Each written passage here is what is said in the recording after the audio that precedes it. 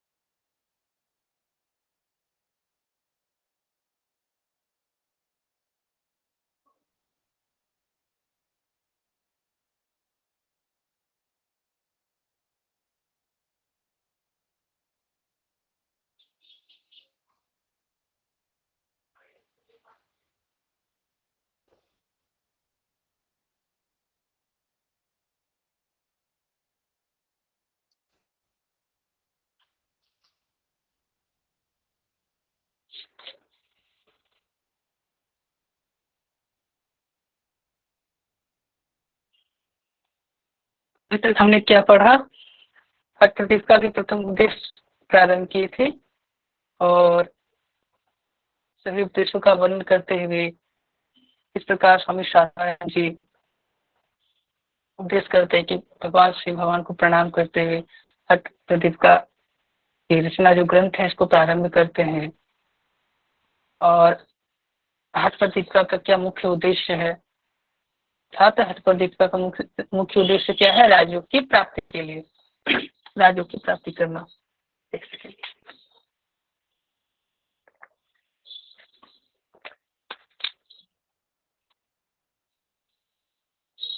राजयोग की महत्ता बताते हुए आगे के नाथ योगियों का परिचय बताते हैं कि कौन कौन से योगी, माने कि नाथ संप्रदाय के कितने 33 योगी के नाम का वर्णन करते हुए उनकी महत्ता, उनकी उपस्थिति के विषय में बताते हैं, जिसकी हम चर्चा की है। यहाँ पर देखिए, अगर आपसे क्वेश्चन किया जाए कि नाथ योगी का परिचय कितने नंबर प्रथम उपदेश में कितने से कितने नंबर श्लोक में वर्णन किया गया है, तो क्या बताएंगे आप? 5 से लेकर 9 तक। वो 33 ऋषि क्या? हाँ हाँ, 33 ऋषियों का 5 से 8 ना? 5, हाँ 5 से 8 ही बताएंगे। अच्छा मुझे ये बताइए, मैं पूछता हूँ जानकारी के लिए, शायद ही ऐसा क्वेश्चन आए, इतना सरल क्वेश्चन आए, आ भी सकता है। मुझे ये बताइए 5 नंबर श्लोक में कितने योगियों का वर्णन किया है, क्या है? और 6 नंबर श्लोक में कितने, 33 7 नंबर श्लोक कितने, और 8 नंबर में? हाँ 33 में से। ऐसे क्वेश्चन आने की संभावना बहुत कम होती है, लेकिन फिर भी मैं आपसे जानकारी के लिए पूछना चाहता हूँ। पहले और दूसरे में शायद 8 है। देखना चाहता हूँ कि दूसरे कोई बताएं, कोई बताने का चेष्टा करे, मन हिम्मत काउंट भी कर सकते। उम्मीद है आप सभी को याद कर लिए होंगे श्लोक। आज लास्ट सेशन में सेशन खत्म होने के पहले एक चर्चा करेंगे हम इस विषय में, श्लोक को कैसे लर्निंग किया जाए इस विषय में। तो चलिए मैं बता देता हूँ। तो 5 नंबर किन्हीं को मालूम है तो बोल सकते हैं, कोई जो ऐसा नहीं कि मुझे मैं पहले ही बता दूं। 5वें श्लोक में 10 शायद 9 है, 9। अच्छा। 5वें में 9। हाँ जी, श्री हाँ वेरी आदिनाथ गुड। कौन है मत्स्येंद्र मैं देख नहीं पा रहा हूँ। सागरानंद भैरवा। हाँ जी, अपना नाम बताइए। कौन? मैं उमेश सिंह बोल रहा हूँ सर। किसने? अच्छा उमेश जी, उमेश। बहुत बढ़िया बताया उमेश जी, धन्यवाद, आप सही बता रहे हैं। तो सुन लीजिए 5वें नंबर श्लोक में जो युगियों का नाम है वो उनकी संख्या 9 है। 6ठा में भी 9 है, 7वां में 7 है और 8वां में 8 है। एकदम सहज है। 7वां श्लोक में 7, 8वां श्लोक में 8। ठीक है, अब बाद के पहले का 2 जो है वो 9 से 9 है। आप काउंट कर सकते हैं, 9 दूनी 18, 18 7 25 और 25 8 33। फिर से सुन लीजिए, 5वां नंबर श्लोक में 9, 6ठा नंबर श्लोक में 9। ठीक है, श्री आदिनाथ मत्स्येंद्र सागर 3 हो गए, आनंद भैरव चौरंगी मीन 6 हो गए, गोरक्ष विरूपाक्ष विलय 9 हो गए। 9 हो गए 5वां में। फिर 6ठा में भी देखिए 9 है, मंथान भैरव योगी सिद्धि बुद्ध कंठडी और कोरन 6 हो गए, सुरानंद सिद्धि पास एवं चरपटी 9 हो गए। 7वां में 7 ही है, कानेरी पूज्यपाद नित्यनाथ निरंजन कपाली बिंदुनाथ एवं काकचंडीश्वर। और 8वां में भी 8 है, लाम प्रभुदेव घोड़ा चोली एवं टिटनी भान की नार देवस्य खंड और कपाली। बस 8 है। तो बस ये लॉजिकली मैं बता दिया हूँ आप सभी को कि हाँ क्यों ना हम इस चीज को भी ध्यान में रखें कि 2 श्लोक में 9 और बाद बाकी 7वां में 7, 8वां में 8। उसके बाद ये बताइए, क्वेश्चन पूछता हूँ मैं सभी से कि हठयोग साधना में आधारभूत कौन से प्राणी के समान बताया गया है? कौन से जीव के समान बताया गया है आधारभूत हठयोग साधना को? कछुए समान। कच्छप कछुआ के। जी हाँ जी हाँ, बहुत अच्छा बात है। तो देखिए ये जो ये है ना, ऐसे ये क्वेश्चन कॉमन है, लेकिन ये क्वेश्चन आ सकते, ये क्वेश्चन एग्जाम में आने वाली क्वेश्चन में से एक है। ठीक है, तो इस चीज का ध्यान रखेंगे। अच्छा, मुझे कोई बता सकते हैं कछुए को संस्कृत में क्या कहते हैं और हठ प्रतियोगिता में क्या कहा गया कछुए को? कच्छप कहा गया है, बोला गया कूर्म तो कहते हैं। कछुए की बात चल रही है। हाँ हाँ, कछुए की बात चल रही है। यहाँ पर देखिए कछुए के लिए ना कूर्म तो कहते हैं, लेकिन हठ प्रतियोगिता में की कमठा है ना, कमठा जो शब्द है वो कछुए के लिए किया गया है। अगर क्वेश्चन दे दे आपको कि आधार देखिए ना, क्या कहा गया, अशेष योग युक्ता नाम आधार कमठो हट, किसके समान? आधारभूत कछुए के समान। यहाँ पर कुर्म हटा नहीं कहा गया है ना, या कच्छप हटा नहीं कहा गया, यहाँ पर क्या कहा गया? कमठ हटा। तो लॉजिकली मैं पूछ रहा हूँ आप सभी को, अगर आपको पर्यावाचिक पढ़िएगा कछुए का, मैं बता रहा हूँ और मैं भी इस चीज को अच्छा से देख लूंगा, तो पर्यावाचिक पढ़िएगा तो हाँ कछुए का पर्यावाचिक क्या हो सकता है, उसमें क्या कमठ आता है, इसको जरूर देखिएगा। कल मैं फिर से पूछ लूंगा एक बार आप सभी। तो यहाँ पर कुर्म का शब्द का प्रयोग नहीं किया गया है, ना ही कच्छप का किया गया है, कमठः प्रयोग किया गया है कि कछुए के समान, आधारभूत कछुए के समान। चलिए, बहुत बढ़िया बात है। अब हम कल क्या पढ़े थे हमने, कल क्या क्या अध्ययन किया कि बाधक तत्व कितने हैं और साधक तत्व कितने हैं। तो चलिए एक बार फिर से मैं आपको संक्षिप्त में बाधक और साधक तत्व की चर्चा कर लेते हैं, तो उसके बाद हम अच्छे से उसके बाद के जो श्लोक है उसका अध्ययन करेंगे। चलिए।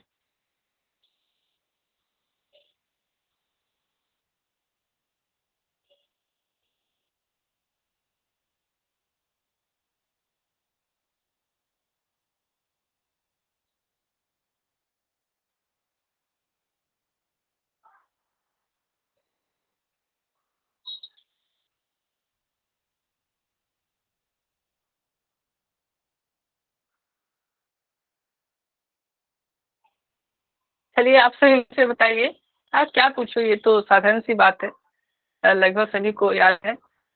और 6 बाधक तत्व है, और उनमें से पहला कौन सा है, प्रथम कौन सा है? अत्याहार। अत्याहार माने अत्याधिक भोजन करना, ये क्या सिंपल शब्दों में प्रयोग किया गया है। अत्याहार माने अत्याधिक भोजन करना। और दूसरा हो गया प्रयास। प्रयास माने कि अत्याधिक परिश्रम करना। परिश्रम करना अच्छी बात है, लेकिन अत्याधिक अच्छा भी नहीं होता, है ना।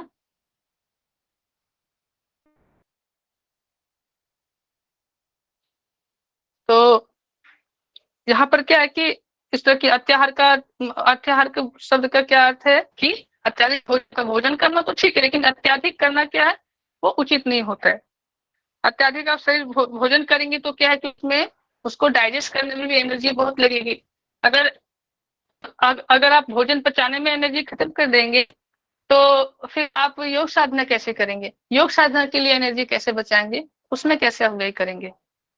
हम गीता के इस श्लोक पढ़े हैं, और मुझे शायद ये 6वां अध्याय में है, और श्लोक नंबर मुझे ध्यान में नहीं है कि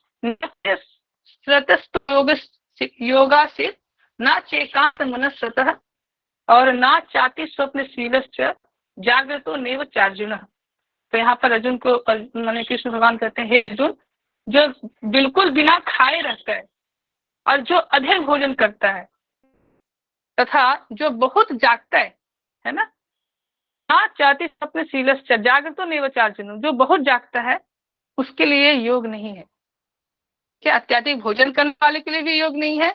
जो एकदम नहीं खाता, मैं सोचता है कि नहीं सप्ताह में 2 से 3 दिन पास करूंगा और सारे दिन में उतना क्षमता नहीं है, तो क्या उसको भी योग सिद्ध नहीं होता, है ना। जो अधिक सोता है उसके लिए भी योग सिद्ध नहीं होता। तो क्या है कि हमें सब चीज में बैलेंस बनाकर चलना चाहिए। बैलेंस बना करके अगर हम सब कार्य करें तभी क्या है कि आप योग्य बनेंगे, एबल बनेंगे। तो अत्याहार प्रयास मतलब अत्याधिक परिश्रम करना, वो भी अच्छा नहीं होता। प्रजा का क्या अर्थ होता है कि अत्याधिक बोलना, है ना। तो कि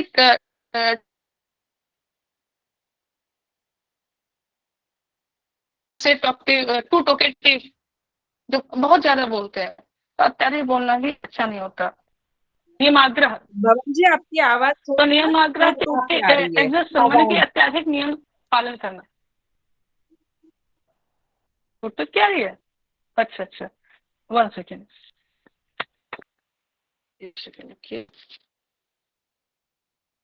स्टार्टिंग से ही आपकी आवाज कट रही थी, तो प्लीज आप अभी तक जो पढ़ा है एक बार रिवाइज करवा दीजिए।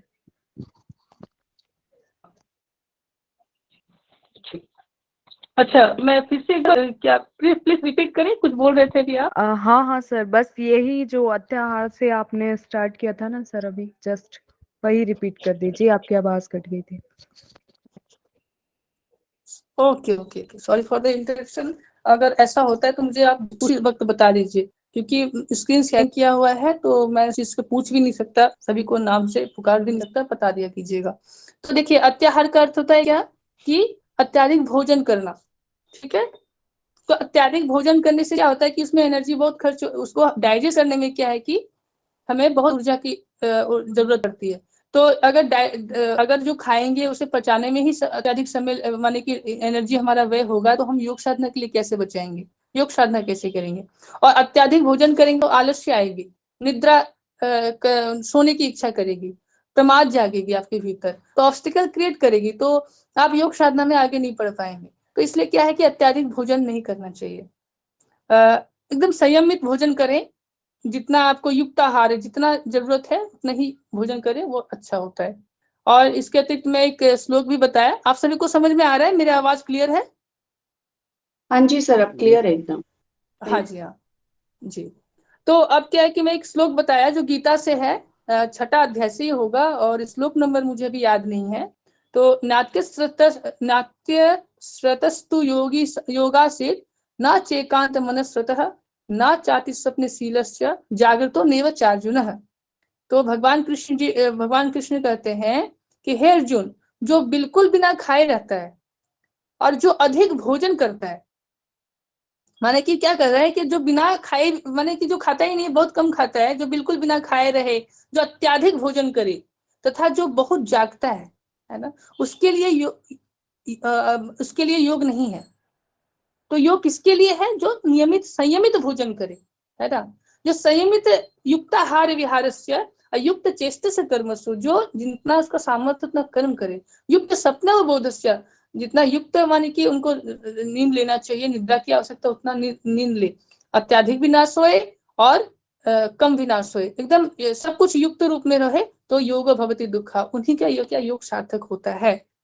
उसके बाद यह हो गया अत्याहार के विषय में। अब आ गया प्रजल्प। अत्याहार प्रयास का अर्थ क्या होता है कि अत्याधिक चेष्टा में लगे रहना।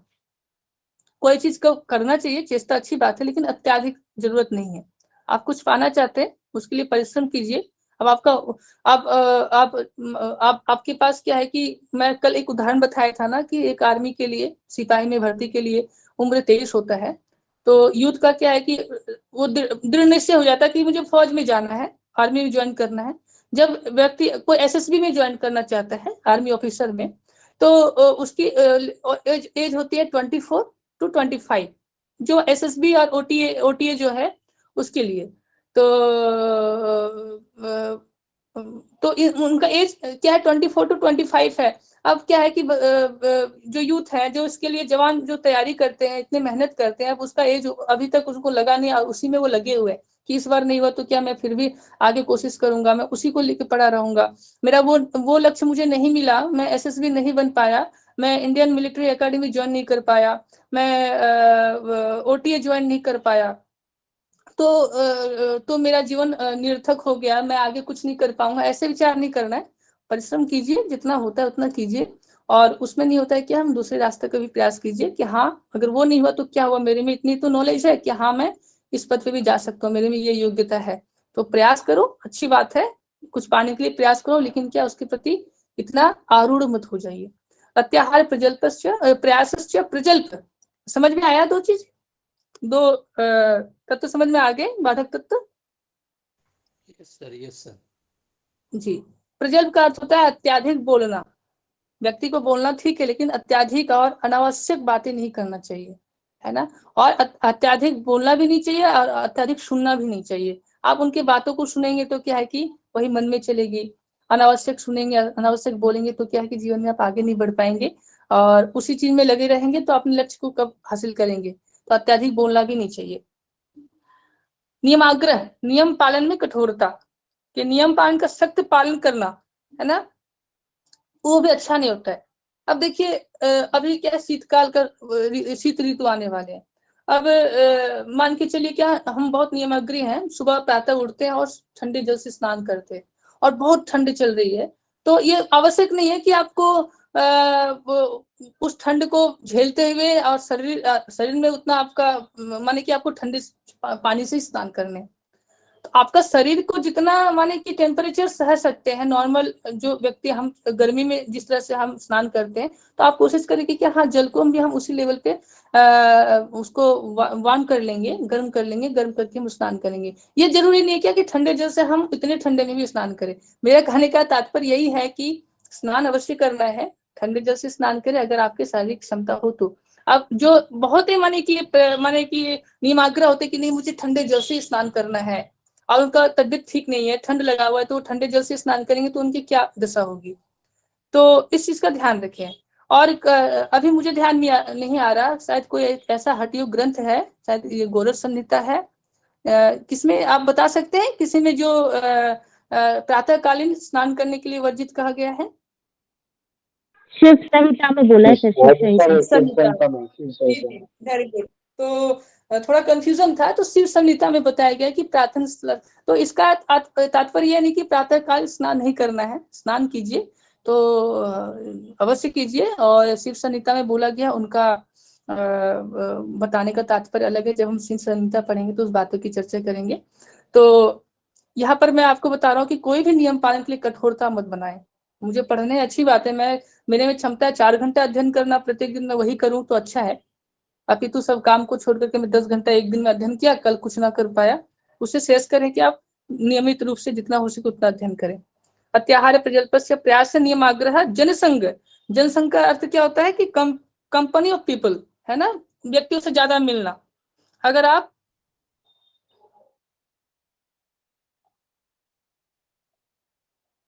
जनसंघ का अर्थ होता है कि अगर आप ज्यादा व्यक्तियों से मिलेंगे तो वो व्यक्तियों की मिलने से क्या होगी कि आप अपने लक्ष्य की ओर फोकस नहीं कर पाएंगे, साधना की ओर फोकस नहीं कर पाएंगे।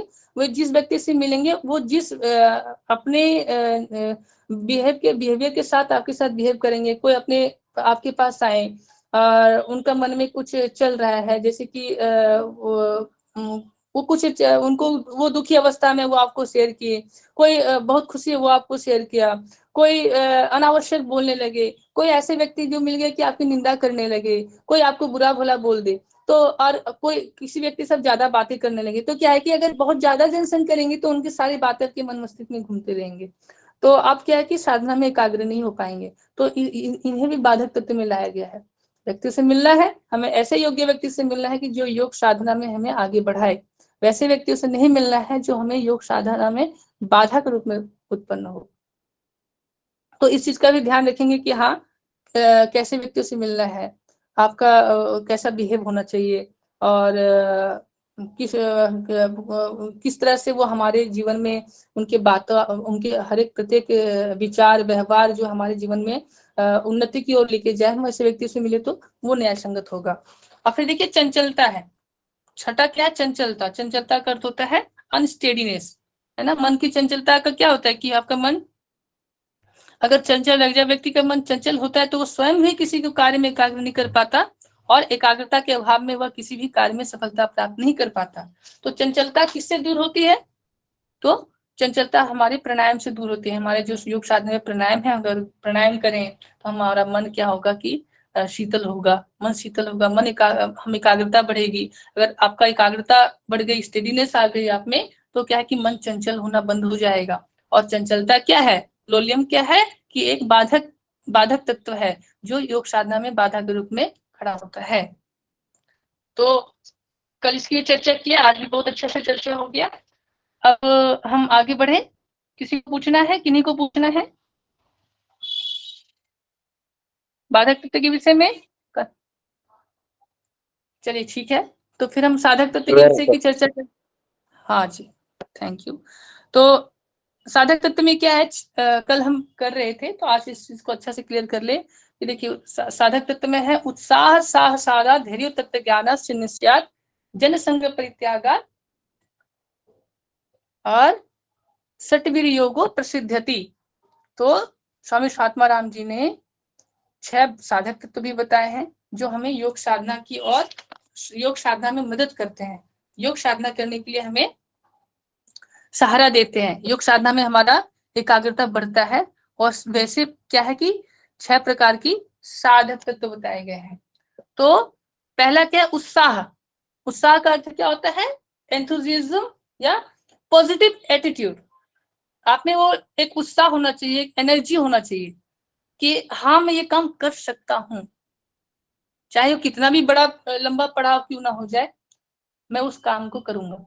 एग्जाम्पल मैं एक ही लेता हूँ सभी के लिए कि हाँ JRF, मान के चलिए आपका टारगेट JRF है, उसके बहुत सारे लंबी पड़ाव है, इतने सिलेबस है, सिलेबस के भीतर भी इतने सारे टॉपिक्स है, बहुत सारे ग्रंथ है जिनका मुझे अच्छे से अध्ययन करेंगे, अच्छे से अध्ययन करके हम उसमें बार बार स्वाध्याय करेंगे, रिपीटेशन बढ़िया से करेंगे, रिवीजन बढ़िया से करेंगे, टेस्ट पेपर हम सॉल्व करेंगे, टेस्ट पेपर को ध्यान से अच्छे से हम फॉलो करेंगे, तो क्या होगा कि हमारे भीतर तभी हम उस चीज को दक्षता पा सकते हैं, JRF के काबिल बन सकते हैं।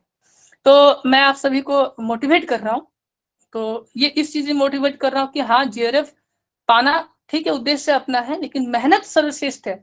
आप मेहनत किस उत्साह के साथ कर रहे हैं, किस पॉजिटिव एटीट्यूड के साथ कर रहे हैं। व्यक्ति सोच तो लेते कि नहीं मैं ये कर लूंगा, मैं वो कर लूंगा, मुझे ये तो करना है, मैं IAS बनना है, मुझे यूपीएससी क्लियर करने हैं। बहुत बड़े बड़े मन में थॉट आते हैं कि हाँ यूपीएससी क्लियर करूंगा तो मेरा ऐसा एक एटीट्यूड रहेगा, मैं इस चीज को कर पाऊंगा, देश का सेवा करूंगा, देश का क्रांति लाऊंगा, बहुत तरह की बातें होती है। लेकिन क्या है कि आप में वो हिम्मत है करने की? क्योंकि हिम्मत पहले तो वो बहुत जरूरी है, वो होना चाहिए कि हाँ मैं उस लेवल के लिए परिश्रम कर सकता हूँ, ये होना चाहिए। उसके बाद सॉरी फॉर दैट, हिम्मत हो गई, साहस,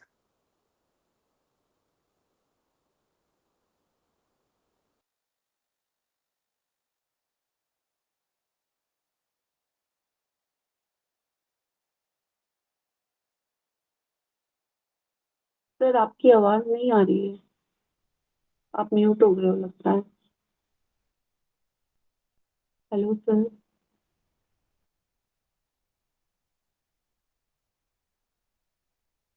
सर वॉइस नहीं आ रही है।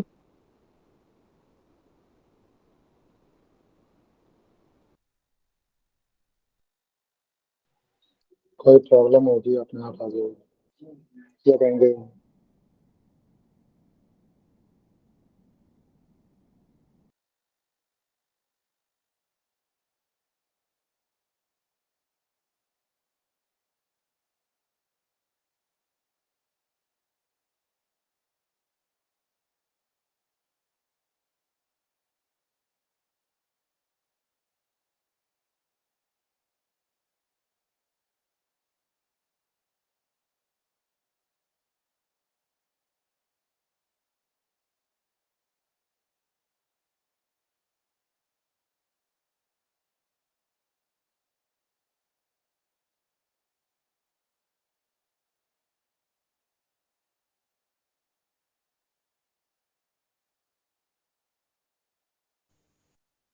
सर अभी 6 तत्वों की चर्चा की गई है, उत्साह, साहस, धैर्य, तत्व ज्ञान और जनसंघ। ये छठा कौन सा है जो मेरे से छूट रहा है? आई ये एम नॉट हो एबल गया टू ना रिकलेक्ट।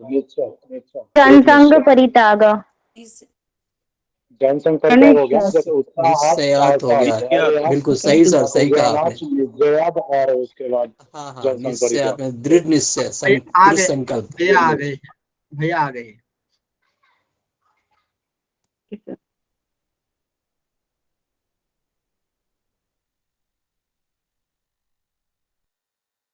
हाँ माफी चाहूंगा, थोड़ा नेटवर्क इशू के वजह से ऐसा हो रहा था। क्या अभी क्लियर हूँ मैं? आपसे भी कुछ सुनाई दे रहा है? हाँ जी सर, आपकी ओके ओके ठीक। सर जैसे आपने एक बार में बता दिया साहस का मतलब हिम्मत होता है, वैसे कुछ एक वर्ड नहीं है उत्साह के लिए? उत्साह का अर्थ हिम्मत नहीं होता। कि आपने जैसे साहस बताया, हाँ हाँ ऐसे कुछ। उत्साह का अर्थ पॉजिटिव एटीट्यूड, जोश कह सकते हैं, करेक्ट बेशक कह सकते है। हाँ सर इंटरेस्ट होता है ना सर? जुनून भी कह सकते हैं, जज्बा भी कह सकते हैं। हाँ इंटरेस्ट भी, इंटरेस्ट। हाँ इंटरेस्ट तो सही है, इंटरेस्ट नहीं कह सकते, है ना। एक आपका Interest अवेयरनेस वाला होना, ठीक है, और एक चीज में जुनून होना, उसमें अंतर होता है। इंटरेस्ट आपको बहुत कुछ है, ठीक है, लेकिन क्या आप में वो उत्साह है, एनर्जी है? तो सर इस आई चीज का थिंक मैं बात नहीं काट रही हूँ, पर पैशन कैसे बोल सकते?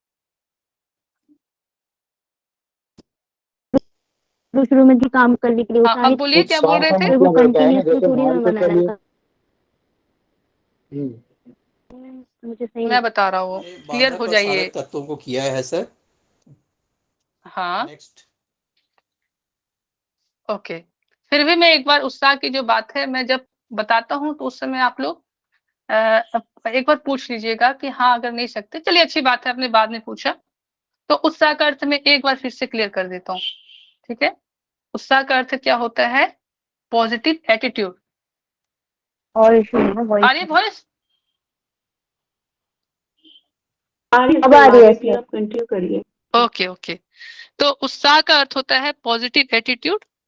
कुछ चीज पाने के लिए, कुछ चीज कवर करने के लिए, अपने डेस्टिनेशन, अपने लक्ष्य को पाने के लिए, उसकी जो पड़ाव है, माने उसके जो स्टेज है, आप स्टेज को आपको क्रॉस करने पड़ेंगे।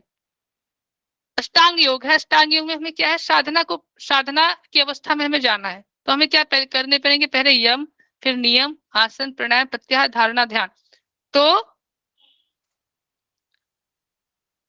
हाँ, तो क्या है कि यहाँ पर हमें ये देखना पड़ेगा क्या हम इस चीज को पालन कर सकते हैं। यहाँ पे क्वेश्चन उठ रहा है, और जब आप ये बोलते हैं हाँ मैं ये कर सकता हूँ, आई हैव विल पावर, सो जो विल पावर है ना, दैट इज कॉल्ड योर उत्साह। Am I clear correct to you? Correct sir, yes sir correct. Okay. And what is courage? What is bravery? साहस का मीन्स होता है कि करेज। ओके, माने कि कोई भी कठिन कार्य होता है ना, उसको करने में सक्षम होना। Just imagine that you are going to do kriya, such kriya. There is a kriya which is called danda. But when you are seeing that somebody are entering a pipe in just internal of their mouth, throat के भीतर से एकदम गला तक लेके जा रहा है, तो आपको देख करके पहले आप भयभीत हो गए कि हम ये काम को कैसे करेंगे। तो ये जब आप में ये साहस होता है कि नहीं, ये अगर वो कर सकता है तो मैं क्यों नहीं कर सकता, मैं भी कर सकता हूँ। तो ये एक साहस है कि हाँ, उस चीज को देखते हुए कोई भी क्रिया को करने की सामर्थ्य। यहाँ पर क्या है, साहस शब्द का प्रयोग किस लिए किया गया है कि योग में बहुत सारी ऐसी क्रिया होते हैं जो कि कठिन होते हैं। साधना करना, तपस्या करना, तपस्या नाम ही क्या है कि डिफिकल्टीज। तो तपस्या करना कोई साधन तो काम नहीं है, उसके लिए हमें क्या है कि रेगुलर प्रैक्टिस अच्छे से करने पड़ेंगे। क्रिया करना एक क्या है कि प्रोसेस को अच्छे से करने पड़ेंगे, तो वहां पर साहस की जरूरत होती है। धैर्य क्या होता है, अब साहस और धैर्य, धैर्य का क्या होता है कि पेशेंस होना बहुत जरूरी है। अगर आप में पेशेंस नहीं होगा तो आप कोई कार्य को पूर्ण नहीं कर पाएंगे। एक छोटी सी कहानी है कि एक बार एक व्यक्ति एक नाव में सफर कर रहा था। तो नाव से क्या हुआ, नाव में कोई बीच में जब पानी के बीच में चला गया, बहती पानी में, बहुत डीप वाटर था वहां, तो उसका नाव में क्या छेद, कोई कारण से छेद हो गया और नाव के भीतर पानी भरने लगा और उस व्यक्ति को तैरना नहीं आता था। तो उसने क्या किया कि वही प्रार्थना प्रारंभ कर दिया कि हे भगवान मुझे बचा लो। तो पहले उसने क्या किया कि वो शेरावाली को प्रार्थना किया, हे माँ शेरावाली मुझे आकर के बचा लीजिए, मैं डूबता जा रहा हूँ, आप नहीं बचाओगे तो मुझे कौन रक्षा करेगा, आपको तो आना ही पड़ेगा, अपने भक्त का लाज बचाना ही पड़ेगा। सुनाई दे रहा है आप सभी को? जी सर। जी। अब क्या हुआ, देखा कि 1 मिनट हो गया, अब देख रहे हैं पानी का स्तर बढ़ने लग रहा है। तो अब क्या कि हे हनुमान जी, जय भगवान, जय हनुमान, हे पवन सुत, आप जल्दी आ जाओ, आप मुझे आके बचा लीजिए। हे हनुमान जी नहीं होगा तो क्या, वो फिर हनुमान चालीसा, जय हनुमान ज्ञान सागर जय के 3 लोग को करना प्रारंभ कर दिया। अब 2 मिनट हुआ, देखा पानी का स्तर और बढ़ने लगा। अब करने लगा, हे महादेव अब आप ही बचा सकते हो, हे शिव भगवान आप आके दर्शन दो, मुझे बचा लो, आप परमेश्वर हो, आप महादेव हो, देवों के देव महादेव हो, आप आके मुझे बचा लो। अब ऐसे करने के बाद फिर गणेश जी के प्रार्थना, हे गणेश जी आके मुझे बचा लीजिए, हे विष्णु भगवान आके मुझे बचा लीजिए। फिर ऐसे करते करते क्या हुआ कि नाव में पूरा पानी भर गया, वो वहीं पर डूब गया। डूबने के बाद जब देहांत हो गया, देहांत होने के बाद वो जब नरक लोक के जब वो देहांत होने के बाद भगवान के पास गए, तो उन्होंने माँ शेरावाली से पूछा, कहानी में समझाने के लिए बोल रहा हूँ और कोई ऐसे वास्तविक नहीं है, कि हे माँ आपने मुझे क्यों नहीं बचाया जब मैंने आपको पुकारा। तो माँ ने बोली कि मैं जैसे ही शेर के ऊपर सवार हुआ आपको बचाने के लिए, आपने क्या किया कि मैं जैसे ही आगे बढ़ने लगा, आपने मेरा नाम छोड़ करके हनुमान जी को बुलाने लगे। तो फिर वो हनुमान जी के पास गया कि हनुमान जी आपने मुझे क्यों नहीं बचाया। तो फिर हनुमान जी बोले कि मैं जैसे आपको बचाने के लिए गया, आपने शिव भगवान को बुलाने लगे, मैं जैसे गदा उठाया और जैसे उड़ के जाने गया, आपने उनको बुलाया। फिर शिव जी के पास गए, बोले महादेव बोले कि मैं जैसे नंदी पे सवार हुआ, आपने तो फिर गणेश जी को पुकार लिया। तो क्या है कि कहने का तात्पर्य यह है कि व्यक्ति में क्या है कि श्रद्धा, साधना, भक्ति अगर एक पे रहे, अगर आपका लक्ष्य एक रहे तो उसको आप जल्दी हासिल कर लेंगे। अगर वो माँ शेरावती वाली को ही बुलाता तो हो सकता था माँ आकर के बचा लेते। तो ये कोई वास्तविक नहीं है, ये समझाने की एक प्रक्रिया है कि हाँ धीरज होना बहुत जरूरी है। अगर व्यक्ति में धीरज ना हो तो क्या है कि अपने लक्ष्य को नहीं पा सकता। अगर वो सिर्फ हो सकता है सिर्फ हनुमान जी को बुलाते तो आके बचा लेते, शिव भगवान को बुलाते वो आके बचा लेते, लेकिन ऐसा तो हुआ नहीं। तो धैर्य की क्या आवश्यकता है हमारे जीवन में, धैर्य की इसी तरह से नितांत आवश्यकता है। आप परिश्रम कर रहे हैं, आपने एक बार अटेम्प्ट किया नेट एग्जाम, आपका क्लियर नहीं हुआ, दूसरी बार किया अटेम्प्ट किए कि आपका क्लियर नहीं हुआ, तो इसका अर्थ ये नहीं है कि आप तीसरी बार भी नहीं क्लियर कर सकते, चौथे बार भी नहीं क्लियर कर सकते। आप कीजिए, हाँ प्रयास कीजिए, अत्याधिक नहीं। अगर देख रहे हैं कि हाँ अभी मेरे पास पर्याप्त समय है, मैंने इतने दिन अध्ययन किया है, मुझे पूर्ण अपने आप पे विश्वास है, श्रद्धा है कि हाँ मैं कर सकता हूँ, तो 2 से 3 अटेम्प्ट में ही देखिएगा जेआरएफ क्लियर हो जाता है, नेट तो दूर की बात है। तो ये समझाने की तात्पर्य है कि धैर्य का भी हमें साधना में बहुत नितांत आवश्यकता है। तो उत्साह, साहस, धैर्य, और उसके बाद क्या है कि तत्व ज्ञान। तत्व ज्ञान का क्या होता है कि डिस्क्रिमिनेटिव नॉलेज, अर्थात योग मार्ग पर चलने से पहले आवश्यक है कि साधक साधना मार्ग का उचित ज्ञान होना चाहिए, कि आप जो जिस मार्ग पे चल रहे हैं उसका आपको उचित ज्ञान होना चाहिए। ठीक है कि हाँ हम हम आसन करेंगे, हम मयूर आसन लगाएंगे, तो मयूर आसन किसे करना चाहिए, किसे नहीं करना चाहिए, क्या स्त्री को करना चाहिए, क्या नहीं करना चाहिए। अगर स्त्री को करना चाहिए तो उसके लाभ होंगे कि हानि होंगे, अगर स्त्री कर लिए तो ये चीज होना चाहिए। अभी भी मेरी आवाज क्लियर आ रही है? जी सर जी।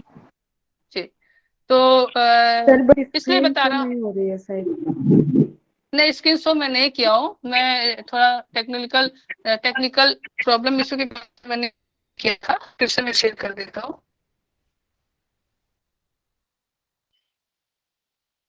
कभी कभी ऐसे प्रॉब्लम हो जाते हैं। चलिए, धैर्य तत्व ज्ञान हो गया, तत्व ज्ञान क्लियर हो गए कि हमें कोई भी साधना का उचित नॉलेज होना चाहिए, तभी हमको वो साधना करना चाहिए। जिस चीज का हमें ज्ञान नहीं, बिना गुरु का ज्ञान नहीं होता, हमें गुरु के अंडर में ज्ञान लेना चाहिए, किसी इंस्ट्रक्टर के अंडर में हमें क्रियाओं का अभ्यास करना है। हम खुद एक बार यूट्यूब में देख लिए या हम कहीं किताब में पढ़ करके डायरेक्ट नहीं करेंगे, उसका परिणाम अच्छा नहीं होगा, अच्छा नहीं होता, तो इस चीज का ध्यान रखें। फिर छठा है, पांचवा है दृढ़ निश्चय। तो दृढ़ निश्चय का अर्थ क्या हो गया कि दृढ़ निश्चय का अर्थ है, बेटे सेकेंड, अब करना ही है, आप इस चीज का हाँ बताइए। डिटर्मिनेशन सर, एकदम। हाँ डिटर्मिनेशन, क्या क्या बताया आपने? हाँ जी सर, डिटर्मिनेशन, एकदम पक्का मन में ठान लेना। मन में ठान लेना, जी मुझे करना है तो करना है, यस ठीक है। तो दृढ़ निश्चय एक ऐसी शब्द है जिसे सुनते ही व्यक्ति में आत्मविश्वास भर जाता है। दृढ़ निश्चय का अर्थ होता है किसी भी कार्य को करने के लिए संकल्पित होना, किसी काम को करने के लिए वचनबद्ध होना। ठीक है, और छठा हो गया जनसंघ परित्याग। जनसंघ का अर्थ होता है बहुत सारे व्यक्तियों के संपर्क माने कि बनाना, वो योग मार्ग में क्या बाधा होता है। तो हमें पहले भी चर्चा की इस विषय का, बाधक तत्व में भी किए और साधक तत्व में भी इसी विषय को समझाने के लिए जनसंघ परित्याग भी एक करना अनिवार्य है, जिससे क्या है कि व्यक्ति साधना में अग्रसर हो सके। तो चलिए, हमने 10 यम और 10 नियम की चर्चा की। अब हमारे पास 10 मिनट का समय है, तो 10 मिनट के समय में हमने 6 बाधक तत्व और 6 साधक तत्व की चर्चा की। अब जो 10 मिनट का समय हुआ है उसमें से हम कम से कम यम को अच्छा से क्लियर कर ले। ठीक है, तो आगे बढ़े कि इस विषय में कुछ पूछना है तो पूछ सकते हैं, कोई दिक्कत नहीं, मैं बता दूंगा। सर आगे बढ़ते हैं। ओके, देखिए 17वां नंबर श्लोक है। अच्छा, योग दर्शन सभी पढ़े हैं? जी सर। तो योग दर्शन में यहाँ पर यम और नियम की चर्चा की गई है, तो योग दर्शन भी की गई है क्या, यम और नियम की चर्चा? Yes sir. हाँ, तो कितने यम पाँच यम और कितने? पाँच है। और 5 नियम। प्रयास केवल 5। व्यक्ति को कॉल किया है वो अभी दूसरे कॉल पर व्यस्त है। प्लीज म्यूट करें अपने आप को, प्लीज म्यूट कीजिए। इन्हीं का फोन, वो कॉल लगा रहे हैं, उसकी लाउड स्पीकर ऑन है, वो सुनाई भी दे रहा है। खैर कोई नहीं। तो जिस प्रकार से पतंजलि योग दर्शन में यम और नियम की चर्चा की गई है, उसी प्रकार हमारे हठ प्रदीपिका में भी यम और नियम की चर्चा की गई है। तो पतंजलि में 5 है यम और 5 नियम है। 5 यम कौन कौन से हैं? बताइए कोई एक बताइए। पतंजलि वाले? सत्य अस्तेय हाँ, पतंजलि वाले। अहिंसा सत्य अस्तेय सत्य ब्रह्मचर्य अहिंसा रहती है।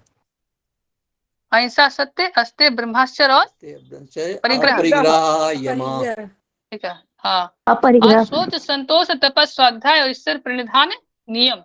नियम। ये जी, ये 5 यम और 5 नियम की चर्चा की गई है ये योग दर्शन में। अब यहाँ पर क्या है कि हठ प्रतिपिका में 10 यम और 10 नियम की चर्चा की गई है। तो इसमें से देखिए जो पहला जो 3 है अहिंसा सत्य अस्तेय, वो यम में आते हैं। यम कौन कौन से? अहिंसा सत्य अस्तेयम, अहिंसा सत्य मस्तेयम है और साइलेंट है। अहिंसा सत्य मस्तेयम ब्रह्मचर्यम क्षमा धृति दयार्जवम मिताहारः शौचम चैव यमादसः। देखिए यहाँ पर अहिंसा सत्य अस्तेय ये 3 भी योग दर्शन में आते हैं। अस्तेय ब्रह्मचर्य 4 योग दर्शन में आते हैं यम में। इसके अतिरिक्त उसके बाद जो है 6 जो है देखिए यहाँ पर अलग है, वो अलग नहीं है, बस आते ही है। क्षमा धृति दया आर्जव मिताहार शौच। तो 10 कौन कौन से है? अहिंसा सत्य अस्तेय ब्रह्मचर्य क्षमा धृति दया आर्जव मिताहार शौच। ठीक है, दिख रहा है आप सभी को ये डायग्राम? Yes sir. जी, तो अब भावार्थ को समझते हैं। तो इस श्लोक में यम के 10 भेदों का वर्णन किया है जो इस प्रकार से है। अहिंसा सत्य अस्तेयम ब्रह्मचर्यम क्षमा धृति दया आर्जव मिताहार शौचम चैव यमादसः। तो आइए हम पहले जाने की अहिंसा का अर्थ क्या होता है कि किसी भी जीव अथवा प्राणी को मन वचन एवं कर्म से किसी भी प्रकार का कष्ट या पीड़ा ना पहुंचाना। ठीक है, दैट इज कॉल्ड अहिंसा। किसी भी व्यक्ति को, ऐसा नहीं कि आप किसी व्यक्ति को आपने तो आप कर्म से मन से कुछ नहीं करते है ना, लेकिन आप 2 बातें सुना देते हैं। तो उनको बोलना भी ऐसा नहीं है कि हाँ उसको कष्ट पहुंचे। कोशिश करें। यहाँ पर समझाने की तात्पर्य इस प्रकार से है कि किसी भी जीव प्राणी को अथवा प्राणी अथवा प्राणी को मन से, अगर आप मन में सोचते हैं, अगर आपने सोच लिया कि हाँ यहाँ पर जो एक वृद्ध व्यक्ति हैं, मुझे उनपे उनको 2 बातें सुनाने हैं या उनपे हाथ उठाना है, अगर मन में ऐसा ख्याल आ गया तो पहले मन में आती है ना, और मन में आने के बाद क्या वो वचन में आती है कि हाँ मैं एक समझाने की तात्पर्य में बोल रहा हूँ। कोई ऐसा कर्म जल्दी करता नहीं है, कोई कारणवश अगर हो गया, आपने मान के चलो आपने किसी के साथ झगड़ा क्यों होता है, कहीं पर एक क्रोध का एक माहौल क्यों बनता है? जब व्यक्ति क्या होता है वो बोलते हैं, मन में उसमें आता है कि हाँ मुझे ये बोलना है, फिर मुंह से बोल देते हैं। मुंह से बोलने के बाद क्या है कि फिर विपरीत में क्या होता है कि जो विरोधी होते हैं वो उसका कर्म में भी हो जाते हैं। पहले मन में विचार किया, मुंह से बोला, बात बढ़ी, फिर हाथापाई होना प्रारंभ हो गया। तो हम क्या करेंगे कि ऐसा मन में ही ऐसा भावना नहीं लाएंगे तो वचन में आएगा नहीं और कर्म भी वैसा नहीं होगा। तो अहिंसा का तात्पर्य क्या हुआ? किसी भी जीव अथवा प्राणी को मन वचन एवं कर्म से किसी भी प्रकार का कष्ट या पीड़ा ना पहुंचाना। फिर सत्य, सत्य अर्थात क्या है कि जैसा देखा सुना एवं अनुभव किया वैसा ही बताना। आपने जो देखा, एविडेंस क्यों पूछा जाता है कि इसका एविडेंस क्या है? प्रत्यक्षता की जो बात कही जाती है उसका क्या अर्थ है कि हाँ मैं जो देखा हूं, ठीक है, मैं जो इसके विषय में सुना हूं तभी मैं उसको देखने गया तो देखा, हाँ इसका अनुभव किया कि हाँ ये वास्तव है, ये सत्य है। तो दैट इज कॉल्ड द सत्य। उसमें किसी भी प्रकार की मिलावट ना करना था, किसी को किसी भी प्रकार का धोखा ना देना।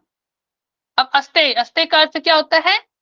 चोरी ना करना, एक ये भी अर्थ होता है। और इस बात को हम इस तरह से नहीं लेंगे, अस्तेय का अर्थ चोरी ना करना से अच्छा रहेगा कि हम इस प्रकार शब्दों को देखें कि किसी दूसरे की वस्तु अथवा पदार्थ को बिना उसकी अनुमति के ना लेना।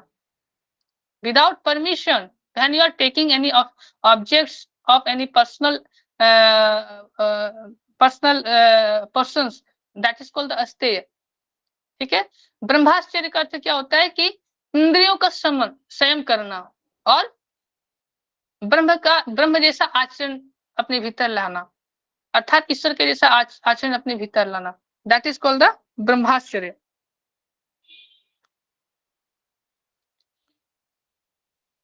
अब देखिए 5वां क्या है? क्षमा। क्षमा का अर्थ क्या होता है कि किसी द्वारा गलती किए जाने पर उसे माफ करने की भावना, क्षमा कहलाना। क्षमा क्या होता है? देखिए ना, एक शिरोमणि एक शब्द है कि क्षमा क्या होता है कि वीरता का गहना होता है। जो वीर पुरुष होते हैं ना उनके गहना होते हैं, अगर वो किसी को क्षमा कर दे आपको 2 बातें सुन दिए बोल दिए, अगर आपने उसे आपके साथ किसी ने गलत किया, वो आकर के आपसे क्षमा मांग रहे हैं, वो जो भी हो कोई कर्म क्षमा मांग रहे हैं, आपको लगता है कि हाँ क्षमा कर देने से बात टल जाएगी, तो उसे क्षमा कर देना चाहिए, क्योंकि ये वीरता का पहचान होता है। ठीक है, तो ये इस तरह की शिरोमणि बातें कही गई है। और छठा हो गया धृति। धृति का अर्थ क्या होता है कि धृति का अर्थ होता है विपरीत परिस्थिति में भी धैर्य बनाए रखना, उसे धृति कहलाता है। अर्थात संकट के समय भी अपने आप को संतुलित रखना, कोई भी विपदा आए, कोई भी संकट आए, उसमें भी आपको धैर्य बना के रखना है। हम धैर्य की चर्चा पहले भी किए ना, अगर हम भगवान का एक ही भगवान को अगर अब बार बार बुलाया जाता तो शायद आकर के मुझे बचा लेते, बस मैं एक समझाने के लिए कहानी बताया। तो इसी प्रकार दया शब्द की यहाँ पर धृति शब्द का धीरज के लिए किया गया है। अब आया दया। दया का अर्थ होता है सभी प्राणियों के प्रति दयालुता की भाव रखना, दैट इज कॉल्ड दया। अर्थात किसी भी प्राणी को प्रति दुर्भावना ना रखना, उसी को दया कहते हैं। तो आर्जव, उसके बाद क्या हो गया, 8वां नंबर है आर्जव। आर्जवम का अर्थ होता है कोमलता। ठीक है, कि साधक के नियम का पालन में कठोरता का त्याग करके कोमलता का पालन करना चाहिए। कोई भी योगी व्यक्ति हो, उनके क्या है, बोली में शालीनता होना चाहिए, मधुरता होना चाहिए, अच्छे से व्यवहार करना चाहिए। तो हर एक कर्म में उनकी कोमलता सॉफ्टनेस रहना चाहिए। ठीक है, जो कठोर व्यक्ति होते हैं ना, उनसे जो कठोर होते हैं, कोई बहुत मृदु भाषी होते हैं, जो कठोर होते हैं उसको व्यक्ति पसंद नहीं करते, उनके बातों को ध्यान से नहीं सुनते, उसके जीवन में नहीं लाते, बातें उनको ज्यादा मानते हैं, जो वही बातों को उनके अनुसार बातें को करते हैं। तो ऐसा नहीं कि हाँ गुरु कठोर होने से क्या है कि उनके कोई बातों को ना सुने, में वो कहना नहीं चाह रहा। तो कभी कभी कठोर बातें जो है सत्य होते हैं, वो जो कड़वा लगते हैं, लेकिन वो हमारे जीवन में बहुत ही नितांत आवश्यक होता है। तो यहाँ पर जो आर्जम का अर्थ बोला गया है कि कोमलता, माने कि हर एक नियम में क्या है कि सॉफ्टनेस रहना चाहिए। आप योग करते हैं तो जो व्यक्ति योग करता है क्या, उसके एक अलग ही एटीट्यूड होता है, उसमें वो झलकता है कि हाँ, उसके वाणी में झलकता है, उसके कर्म में झलकता है, उसके चेहरे पे एक अलग ही एक माने कि आभा प्रतिभा रहती है, दीप्ति रहती है, तेज रहती है, जिज्ञासा रहती है। तो यहाँ पर इस प्रकार आर्जव की बात कही गई है। अब आ गया 9वां नंबर का मिताहार। तो मिताहार का अर्थ होता है कि आहार में संयम का पालन करना, योग साधना के अनुकूल ही आहार लेना चाहिए। आगे मिताहार, फिर आगे भी हम पढ़ेंगे मिताहार के विषय में, तो सही है। तो मिताहार क्या है, मिताहार का भी श्लोक है, कौन कौन से आहार को, किस प्रकार के आहार को मिताहार कहा गया है, इस विषय में भी हम आगे भी पढ़ेंगे। तो मिताहार का अर्थ हुआ आहार में संयम का पालन करना। और सोच का अर्थ होता है शुद्धि। ठीक है, यहाँ पर शारीरिक एवं मानसिक शुद्धि की बात कही गई है, दैट इज कॉल्ड द सोच। तो सुचिता जो होता है ना, एक होता है आंतरिक, एक होता है बाह्य। तो फिजिकल बॉडी का जो प्यूरिफिकेशन होता है, दैट इज कॉल्ड द बाह्य सुचिता और आंतरिक सोच। आंतरिक सुचिता कौन सा होता है, जिसे मन से आप किसी को प्राणायाम से करने से क्या होता है कि हमारा मन सात्विक होता है, पॉजिटिव थॉट आते हैं। पॉजिटिव थॉट आने से क्या होता है कि हमारा कर्म भी अच्छा होता है। तो सोच क्या है कि 2 चीज का हमें सुचिता करना, एक मन का और कर्म का, और साथ ही मन का। तो यहाँ पर ये 10 प्रकार के यम की चर्चा की गई है। और मैं पहले बताना भूल गया कि हाँ, यम की वास्तव में अर्थ क्या होता है, कि हम पहले में यही पता रहना चाहिए यम का अर्थ क्या होता है। तो वास्तव में यम का अर्थ होता है संयम। ठीक है, संयम को ही यम कहा जाता है। तो इस प्रकार से हमने यम के विषय में पढ़ा। अब तो समय हो गए हैं, कल ज्यादा हम रिवीजन नहीं करेंगे पहले बातों को। अगर आपको लगता है तो आप उसे फिर से आप माने यूट्यूब रिकॉर्डेड सेशन जो है यूट्यूब में डाल दिया जाता है, वहां से आप रिपीट करके अच्छा से सुने समझे। अगर नहीं होता है तो आप मुझे ग्रुप में भी पूछ सकते हैं, तो मैं बताने का प्रयास करूंगा। आप पर्सनली अगर मैसेज करना चाहेंगे तो फिर तब भी मैं बताने का पूरा प्रयास करूंगा, आप लोग मुझसे पूछ सकते हैं। कल हम 10 नियम की चर्चा करेंगे और फिर आसन में एंटर करेंगे। कल ज्यादा हम रिविजन टॉपिक नहीं पढ़ेंगे। कल हम आगे बढ़ने में बहुत कुछ जानना है। उपदेश एक नहीं है, 4 है, तो हमें अध्ययन अच्छे से करने हैं। तो यहाँ तक समझ आ गई आप सभी को?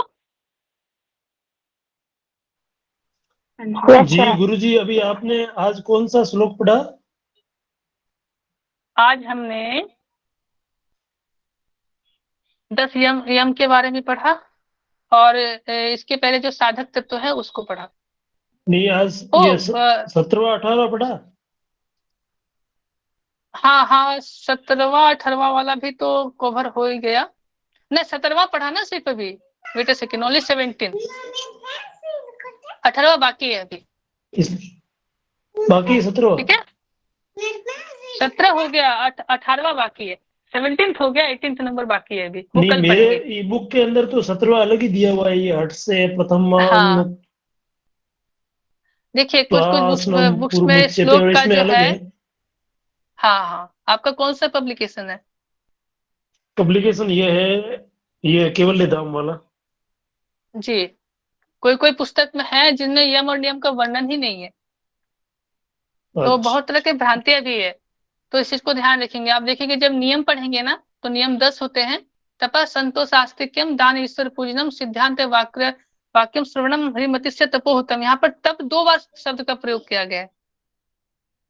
और आप सभी बता सकते हैं कि यमों में श्रेष्ठ कौन सा यम बताया है और नियमों में श्रेष्ठ कौन सा नियम है?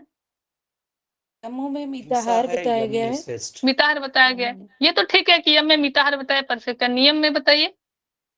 हिंसा, संतोष, तो हिंसा अहिंसा बोला गया है ना? नहीं यस सर, तो अहिंसा देखिए हम यम में है ना।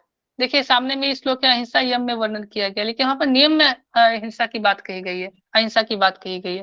तो यम इस में तरह के अहिंसा है और नियम में मिताहार है, शायद हट प्रति इसके अनुसार, है ना? कैसा? हाँ यम में, सॉरी नियम में अहिंसा का शब्द का बात बोला गया है।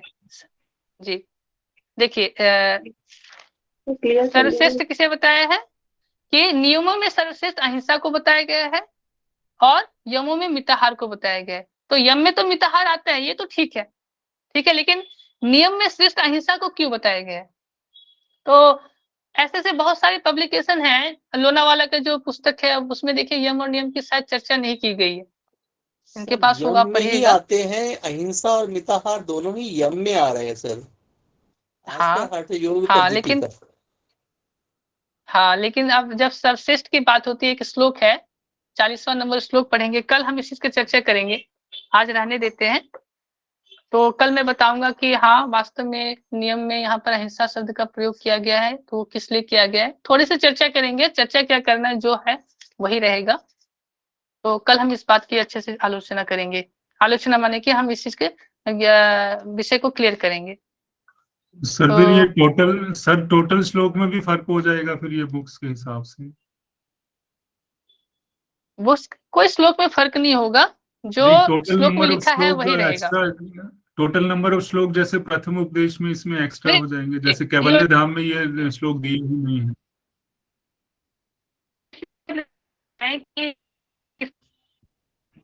तो कैवल्य धाम में नीचे दिया हुआ है। हाँ केवल धाम में दिया हुआ है। अच्छा तो चलिए आप सर को कोई क्वेश्चन हो तो पूछिए, और कल इस विषय में चर्चा करेंगे कि हाँ क्या होना चाहिए नहीं होना चाहिए। बहुत सारे पुस्तक में नहीं दिए हैं और बहुत सारे पुस्तक में दिए हैं, किसी में श्लोक की संख्या ज्यादा है, किसी में कम है।